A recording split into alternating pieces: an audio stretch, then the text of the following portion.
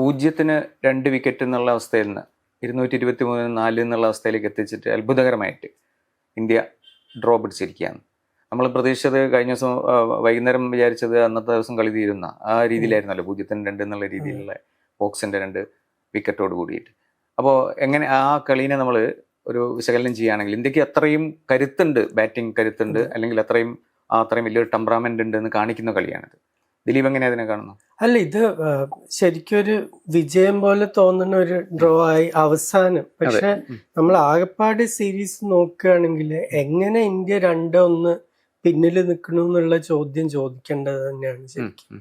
അതൊരിക്കലും അങ്ങനെ പാടില്ല. ഈ സ്കോർ ലൈൻ എല്ലാ കമന്റേറ്റേഴ്സും, അത് ഇംഗ്ലീഷ് കമന്റേറ്റേഴ്സ് ആയാലും അവരൊക്കെ ചോദ്യം ചെയ്യണ്ട എങ്ങനെ ഇംഗ്ലണ്ട് മുന്നിൽ നിൽക്കണമെന്ന് ഇതിൽ ഈ സീരീസിൽ. എന്താ ഈ ഡ്രോയിനെ പറ്റി എങ്ങനെയാണ് ദിലീപിന്റെ റിവ്യൂ?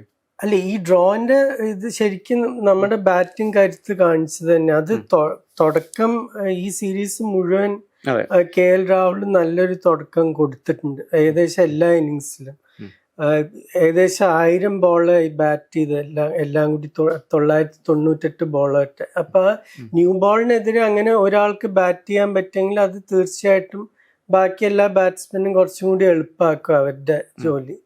പിന്നെ ഗില്ലിന്റെ ബാറ്റിംഗ്, ഇതിപ്പോ ആകെ 6 ബാറ്റ്സ്മാനെ ഇതിലും അധികം റൺസ് ഒരു ഇംഗ്ലണ്ട് സീരീസിൽ എടുത്തിട്ടുള്ളൂ.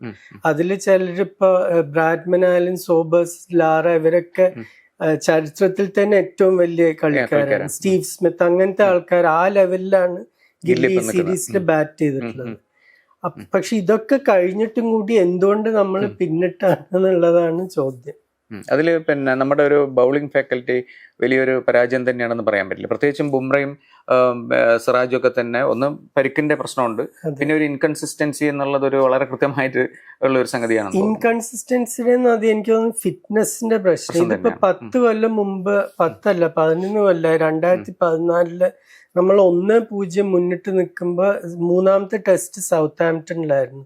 അതിനു മുമ്പ് ഡങ്കൻ ഫ്ലെച്ചറാണ് അപ്പോഴത്തെ കോച്ച്. ഫ്ലെച്ചർ മൈക്കിൾ ഹോൾഡിങ്ങിനെ വിളിച്ചു, നിങ്ങളൊന്ന് വന്ന് ഫാസ്റ്റ് ബോളേഴ്സിനൊക്കെ ഒന്ന് നോക്കി അവരോട് സംസാരിക്കും. അപ്പൊ ഹോൾഡിങ് ആ സമയത്ത് എനിക്ക് വേണ്ടി വിസ്റ്റൺ ഇന്ത്യക്ക് എഴുതണ കോളംനിസ്റ്റ് ആണ്. അപ്പൊ അത് കഴിഞ്ഞ് ഞങ്ങൾ തിരിച്ച് ഗ്രൗണ്ടിൽ നിന്ന് പോകുമ്പോൾ ഞാൻ ചോദിച്ചു എന്ത് തോന്നി ഇവരെ കണ്ടിട്ട്. അപ്പൊ അദ്ദേഹം ഒരിക്കലും ഒന്നും മയത്തിലല്ല പറയും നിങ്ങൾ ഇത് ഈ സീരീസ് 3-1 തോൽക്ക്. ഞാൻ പറഞ്ഞേ എന്താ അങ്ങനെ? അപ്പൊ പറഞ്ഞു ഇവർക്ക് they don't have the legs. ഒറ്റ sentence, they don't have the legs എന്ന് വെച്ചാൽ എന്താ എന്റെ അർത്ഥം? അല്ല, ഇവർ ഓടുന്നില്ല. പണ്ടത്തെ ഫാസ്റ്റ് ബോളേഴ്സ്, ഇപ്പൊ കപിൽ ദേവ് ആയാലും വെസ്റ്റ് ഇൻഡീസ് ഫാസ്റ്റ് ബോളേഴ്സ് ആയാലും ഇവരൊക്കെ ഓടുകയായിരുന്നു. ഇവരുടെ പ്രാക്ടീസ് പറഞ്ഞാൽ ജിമ്മും അല്ലാത്ത എക്സസൈസും ഒക്കെ കുറച്ച് ചെയ്യും, പക്ഷെ പ്രധാനമായിട്ട് ഓടും. കാലിൽ ആ മൈൽസ് വേണം നമുക്ക്. എന്നിട്ട് ആ മസിൽ മെമ്മറിയിൽ നിന്നാണ് നമ്മൾ എത്ര ക്ഷീണിച്ചാലും ഓടാൻ പറ്റുന്നത്. ഇപ്പൊ ഹോൾഡിംഗ് ഒക്കെ 3 ടെസ്റ്റ് സീരീസിൽ 150 ഓവറൊക്കെ എറിഞ്ഞിട്ടുണ്ട്. അതെന്തുകൊണ്ട്? അവർക്ക് ആ കാലിന് അത് ശീലമായതുകൊണ്ട്.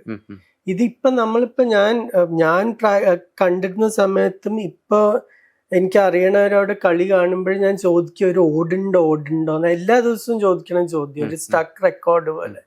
എപ്പോഴും ഉത്തരം ഇല്ല, ഓടുന്നില്ല എന്ന്. അത് കാണുന്നുണ്ട്. എന്താ വെച്ചാൽ കുറച്ച് കഴിയുമ്പോൾ ഒരു 3 ടെസ്റ്റ് ഒക്കെ കഴിയുമ്പോൾ ഇന്ത്യയുടെ ബോളേഴ്സിന് കാറ്റ് പോകും. ഓസ്ട്രേലിയയിലും ഇത് തന്നെ പറ്റിയത്. നന്നായി സീരീസ് തുടങ്ങി, പിന്നെ 3 ടെസ്റ്റ് തോറ്റു. ഇപ്പൊ ഇവിടെ അതുപോലെ തന്നെ ഫാസ്റ്റ് ബോളേഴ്സിന് എനർജി ഇല്ല 4ാമത്തെ ടെസ്റ്റ് ഒക്കെ ആകുമ്പോഴേക്കും. ഈ ശുഭ്മാൻ ഗില്ലിന്റെ പെർഫോമൻസ് ഏതാണ്ട് 700+ റൺസ് എടുത്തു. മാത്രമല്ല എനിക്ക് തോന്നുന്നു പിന്നെ സുനിൽ ഗവാസ്കർ ആണെന്ന് തോന്നുന്നു ഇതിന്റെ അടുത്ത് നിൽക്കുന്ന ഒരാൾ. ഗില്ല് കൺസിസ്റ്റന്റ് ആയിട്ട് തന്നെ നന്നായിട്ട് പെർഫോം ചെയ്യുന്നുണ്ട്. അപ്പം നമ്മൾ നേരത്തെ പറഞ്ഞ പോലെ ഈ ലെജൻസിന്റെ ഒരു നിരയിലേക്ക് വരുമോ ഗിൽ കുറച്ചുകൂടെ കഴിഞ്ഞാൽ?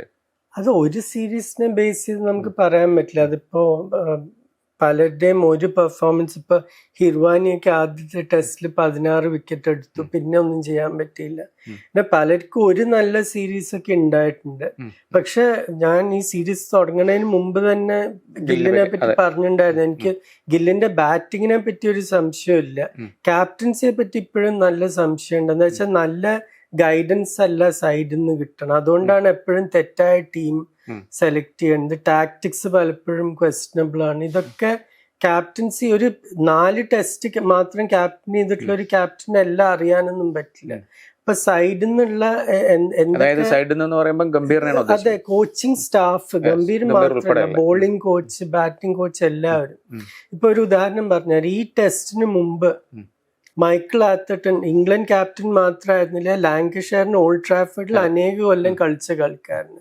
ആത്തട്ടൺ പറഞ്ഞു ഇവിടുത്തെ പിച്ച് കംപ്ലീറ്റ് ആയി മാറിയിട്ടുണ്ട്. പണ്ട് ഈസ്റ്റ് വെസ്റ്റ് ആയിരുന്നു പിച്ച്, ഇപ്പൊ അത് നോർത്ത് സൗത്ത് ഡയറക്ഷൻ ആയത് കാരണം അതിന്റെ നേച്ചർ തന്നെ മാറി. ഇതിപ്പോ സ്പിൻ ഹെൽപ്പ് ചെയ്യണ ഒരു പിച്ചാണ്.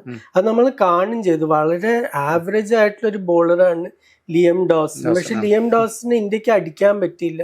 പല ബോളും കുറെ ടേണിയും ചെയ്തു. അപ്പൊ ആത്തട്ടൺ പറഞ്ഞിട്ടുണ്ടായിരുന്നേ, ഈ സീരീസിൽ ഏതെങ്കിലും ഒരു പിച്ചിൽ കുൽദീപ് യാദവിനെ കളിപ്പിക്കണമെങ്കിൽ അത് ഈ പിച്ചാണ്. നമ്മുടെ കോച്ചുമാർക്ക് ഇതൊന്നും കേൾക്കണം എന്നില്ല. അവർക്ക് ഇപ്പൊ പണ്ടൊക്കെ നമ്മൾ ഏത് രാജ്യത്ത് പോയി കഴിഞ്ഞാൽ ആ ഒരു ലോക്കൽ കളിക്കാര്, പണ്ടത്തെ കളിക്കാരെ ആദ്യം അവരോട് സംസാരിക്കും. ഈ സാഹചര്യത്തിൽ അല്ലെങ്കിൽ ഈ പിച്ചിൽ ആരെ കളിപ്പിക്കണം, എന്ത് ലെങ്ത് അറിയണ്ടേ, ഇതൊക്കെ. രവി ശാസ്ത്രിയുടെ ഒരു വലിയ ഗുണം, രവി ബാറിൽ പോയിട്ട് എല്ലാവരുമായിട്ട് വളരെ സൗഹൃദമാണ് പണ്ടത്തെ കളിക്കാരൊക്കെ ആയിട്ട്. അപ്പൊ അവരുടെ ബുദ്ധിയൊക്കെ ഇങ്ങനെ ചോർത്തിയെടുക്കും. ഈ പിച്ചിൽ ആരാണ് ശരിയാവുക, ഈ കണ്ടീഷൻസിൽ ഏത് ലെങ്ത് അറിയണ്ട്. ഓസ്ട്രേലിയ ഇന്ത്യയിൽ വന്ന് ജയിച്ചപ്പോ 2017 അവർ ശ്രീധരൻ ശ്രീറാം, പണ്ട് തമിഴ്നാടിനും വളരെ കുറച്ച് മാച്ച് ഇന്ത്യക്കും കളിച്ച് ശ്രീരാമിനെ അവർ കൺസൾട്ടന്റ് ആയിട്ട് എടുത്തു. എന്തുകൊണ്ട്? അവരുടെ സ്പിന്നേഴ്സിന് ഏത് ലെങ്ത് അറിയണം, ഏത് പേസിൽ എറിയണം എന്ന് അറിയാൻ വേണ്ടി. എന്നിട്ടാണ് പൂനെയിൽ ജയിച്ചത്. സ്റ്റീവ് ഓക്കീഫ് 12 വിക്കറ്റ് എടുത്തിട്ട് ആദ്യം താങ്ക് യു പറഞ്ഞത് ശ്രീരാമിനോടാണ്. നമുക്കിതൊന്നും ഇപ്പൊ ആവശ്യമില്ല എന്നുള്ള മട്ടിലാണ്. ഈ കോച്ചിങ് സ്റ്റാഫിന്റെ കീഴിൽ ഒരൊറ്റ ബോളർ ഇംപ്രൂവ് ചെയ്തിട്ടില്ല. മറ്റേത് നേരെ തിരിച്ചിപ്പോ ശാസ്ത്രിയും അരുണും കോമ്പിനേഷനുള്ള സമയത്ത് ഇന്ത്യക്ക് ബാക്കി എല്ലാവർക്കും അസൂയുള്ള ഒരു പേസ് അറ്റാക്ക് ആയിരുന്നു. അതാണ് ഒരു വലിയ വ്യത്യാസം. അതുപോലെ ഇതിൽ നമ്മൾ ഇംഗ്ലീഷ് ടീമിൽ എടുത്ത് പറയുകയാണെങ്കിൽ ഇപ്പം ജോ റൂട്ട് വലിയൊരു റെക്കോർഡിന്റെ അടുത്തെത്തി നിൽക്കുകയാണ്. കുറച്ചും കൂടി കളിക്കുന്ന സമയത്ത് നമ്മുടെ സച്ചിന്റെ റെക്കോർഡ് തകരും. അതിനെങ്ങനെ പറയാൻ പറ്റുന്നത്? അല്ല, റൂട്ടിനെ പറ്റി പറയാനുള്ളത് ഒരു വലിയൊരു വ്യത്യാസം. ഇപ്പൊ ഒരു കാലത്ത് റൂട്ട്, സ്മിത്ത്, കോഹ്ലി, വില്യംസൺ ഇവരെ 4 പേരും ഒരുമിച്ചായിരുന്നു ഏകദേശം പറഞ്ഞിട്ടുണ്ടായിരുന്നു. സ്മിത്തിന് അതിന്റെ ഇടയ്ക്ക് മറ്റേ സാൻഡ് പേപ്പർ അത് ഇതൊക്കെ ആയിട്ട് കുറച്ച് കാലം പോയി. കോഹ്ലിയുടെ പോലത്തെ ഒരു പ്രഷർ ഇല്ല റൂട്ടിന്. കോഹ്ലിക്ക് ടെസ്റ്റ് ക്രിക്കറ്റ് മാത്രമല്ല, എല്ലാ ഫോർമാറ്റും ഇന്ത്യക്ക് കളിക്കും വേണം. പിന്നെ 2 മാസം IPL, RCBയുടെ ഏറ്റവും പ്രധാനപ്പെട്ട കളിക്കാരനാണ്. അപ്പൊ അത് കാരണം കോഹ്ലിക്ക് ഫിറ്റ്നസ് ഒരിക്കലും പ്രശ്നമായിരുന്നില്ല. പക്ഷെ മാനസികമായിട്ട് നമ്മൾ തളരും. ആ മെന്റൽ ഫറ്റീഗ് ആണ് അവസാനം എല്ലാ കളിക്കാരെയും റിട്ടയർ ചെയ്യിപ്പിക്കുന്നത്. അല്ലാതെ ഇക്കാലത്ത് ഫിസിക്കൽ ഫിറ്റ്നസ് അല്ല. റൂട്ടിന് അങ്ങനത്തെ ഒരു പ്രശ്നമില്ല. IPL വളരെ കുറച്ചേ കളിച്ചിട്ടുള്ളൂ. മറ്റേ വൈറ്റ് ബോൾ ക്രിക്കറ്റ് ഇംഗ്ലണ്ട് ഈ അടുത്ത കാലത്താണ് കുറച്ച് സീരിയസ് ആയിട്ട് കളിക്കാൻ തുടങ്ങിയത്.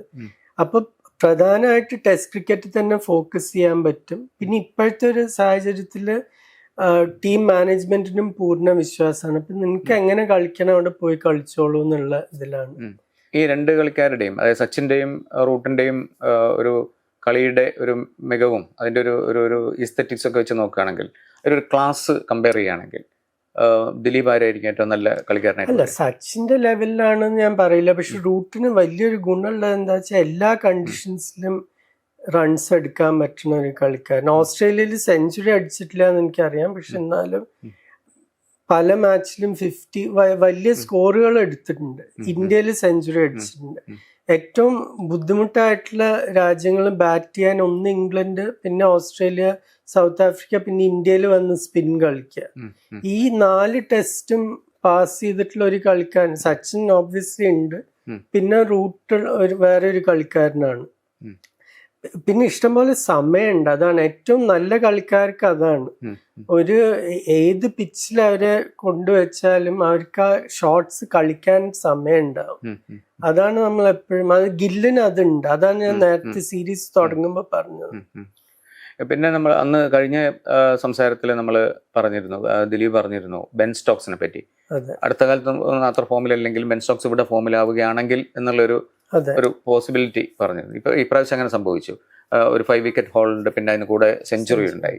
അപ്പം ബെൻ സ്റ്റോക്സിന്റെ പെർഫോമൻസ് എങ്ങനെയാ? അല്ല, ബെൻ സ്റ്റോക്സിനെ പോലത്തെ കളിക്കാരൊക്കെ ശരിക്കും 20 കൊല്ലം കൂടുമ്പോ വരുന്നത്. അത് ലോക ക്രിക്കറ്റിൽ തന്നെ. മുമ്പ് കാലിസ് ഉണ്ടായിരുന്നു, അതിനു മുമ്പ് കപിൽ, ബോത്തം, ഇമ്രാൻ, ഹാഡ്ലി ഇവരൊക്കെ ഒരുമിച്ച് വന്നു. ക്ലൈവ് റൈസ്വിൻ ഇന്റർനാഷണൽ ക്രിക്കറ്റ് അങ്ങനെ കളിച്ചില്ല. അതിനു മുമ്പ് സോബേഴ്സ്, ഇവരൊക്കെ വിരലിൽ എണ്ണാനുള്ള അത്ര കളിക്കാരേ ഉള്ളൂ ആ ഒരു ലെവലിൽ കളിക്കാൻ പറ്റുന്നത്. അപ്പൊ എന്റെ അഭിപ്രായത്തില് ഇപ്പൊ നമ്മളിപ്പോ ഇന്ത്യൻ ടീമിൽ 3 ഓൾറൗണ്ടേഴ്സ് ഉണ്ട്. അവരൊന്നും ശരിക്കും ഓൾറൗണ്ടേഴ്സ് അല്ല. ഒരു ഓൾറൗണ്ടർ എന്ന് പറഞ്ഞാല് ടോപ്പ് ഓർഡറിൽ ബാറ്റ് ചെയ്ത് ഒരു സെഞ്ചുറി അടിക്കാനുള്ള കഴിവുണ്ടാവണം. അത് ജഡേജയ്ക്ക് ഉണ്ട്. പക്ഷെ അതേപോലെ ഏത് കണ്ടീഷൻസിലും പോയി 5 വിക്കറ്റ് എടുക്കാനും പറ്റണം. അത് നമ്മുടെ ബോളർമാർക്കില്ല. അതിപ്പോ വാഷിംഗ്ടൺ സുന്ദർ ആയാലും ഷാർദുൽ ഠാക്കൂർ ആയാലും ജഡേജ ആയാലും, ജഡേജ ഒരു ബോളർ ആയിട്ടല്ല ഇപ്പൊ കളിക്കുന്നത്, ബാറ്റ്സ്മാൻ ആയിട്ടാണ്. അപ്പൊ സ്റ്റോക്സിന്റെ ആ കഴിവ് വളരെ അപൂർവം കളിക്കാർക്ക് അങ്ങനത്തെ കഴിവുള്ളൂ. 35ന്റെ മേലെ ബാറ്റ് വെച്ച് ആവറേജ് ചെയ്യുക, ബോൾ വെച്ചിട്ട് 35ന്റെ താഴെ. ഈ കളിയിൽ ഒരു രസകരമായ ഒരു വിവാദം ഉണ്ടായി. വിവാദമല്ല, എന്നാലും ഒരു അത്തരത്തിലുള്ള ഒരു അവസ്ഥയിലേക്ക് എത്തിയത് ബെൻ സ്റ്റോക്സ്, പിന്നെ ജഡേജ, വാഷിംഗ്ടൺ സുന്ദർ ഒരു ഷെയ്ക്ക് ഹാൻഡ് ചെയ്തില്ല എന്നുള്ള ഒരു സംഗതി. എന്താണ് അതിന്റെ പ്രശ്നം? അല്ല, സാധാരണ ഒരു ടെസ്റ്റ് ക്രിക്കറ്റിൽ ഒരു ട്രഡീഷൻ, അത് റൂളൊന്നുമല്ല. അവസാന ദിവസം, അവസാന മണിക്കൂർ അല്ലെങ്കിൽ അവസാന 15 ഓവർ തുടങ്ങുമ്പോൾ ഡ്രോ ആണെന്ന് തോന്നുകയാണെങ്കിൽ 2 ടീമിനും ഷേക്ക് ഹാൻഡ് ചെയ്ത് നിർത്തി പോവാൻ പറ്റും. പക്ഷെ ഇന്നലെ ഇവര് ഇത്രയും മണിക്കൂർ, 4 മണിക്കൂർ ബാറ്റ് ചെയ്ത് കളി സേവ് ചെയ്ത് രണ്ടുപേരും സെഞ്ചുറിക്ക് അടുത്തെത്തിയ സ്ഥിതിക്ക് അവര് നിർത്തി പോണ്ട, ഞങ്ങക്ക് ഇത് കഴിഞ്ഞിട്ട് ഞങ്ങൾ പോണുള്ളൂ എന്ന് പറഞ്ഞു. അതിലൊരു തെറ്റുമില്ല, അതൊരു റൂളും ലംഘിച്ചിട്ടില്ല അവര്. ഇനിയിപ്പോ ശരിക്കും പറഞ്ഞ ഒരു ഡിസൈഡർ എന്നുള്ള രീതിയിലാണ് ഓവൽ ടെസ്റ്റ് വരുന്നത്, 4 ദിവസം കഴിഞ്ഞിട്ട് വരുന്നത്. അതിനകത്ത് എന്തായിരിക്കും ദിലീപിന്റെ ഒരു പ്രവചനം? അല്ല, ഇതില് ഇന്ത്യക്ക് കിട്ടിയിട്ടുള്ള ഏറ്റവും ഒരു വലിയ ഗുണം ഈ മാച്ച് അവരുടെ ഡ്രോ ആയത് മാത്രല്ല, അവരുടെ കളിക്കാര് ബോളർമാര് ശരിക്കും ക്ഷീണിപ്പിച്ചിട്ടുണ്ട്. എനിക്ക് തോന്നുന്നില്ല വോക്സോ ബ്രൈഡൻ കാസോ ഓവലിൽ കളിക്കുന്നത്. അവരുടെ പേസ് അത്രയും ഡ്രോപ്പ് ചെയ്തിട്ടുണ്ടായിരുന്നു അവസാനത്തെ സ്പെല്ലായപ്പോഴേക്കും.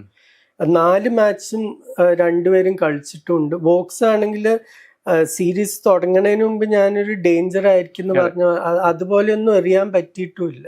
ജോഫ്ര ആർച്ചർ ഇന്നലെ അവസാനത്തെ സ്പെല്ലില് പേസ് നല്ലോണം താണിട്ടുണ്ടായിരുന്നു.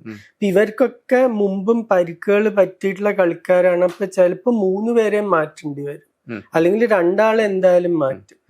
ഇന്ത്യക്കാണെങ്കിൽ ഇപ്പൊ പറയുന്നത് ചിലപ്പോ ബുംറ കളിച്ചേക്കുന്നതാണ്. ആദ്യം പറഞ്ഞത് 3 കളിയെ കളിക്കുള്ളൂ.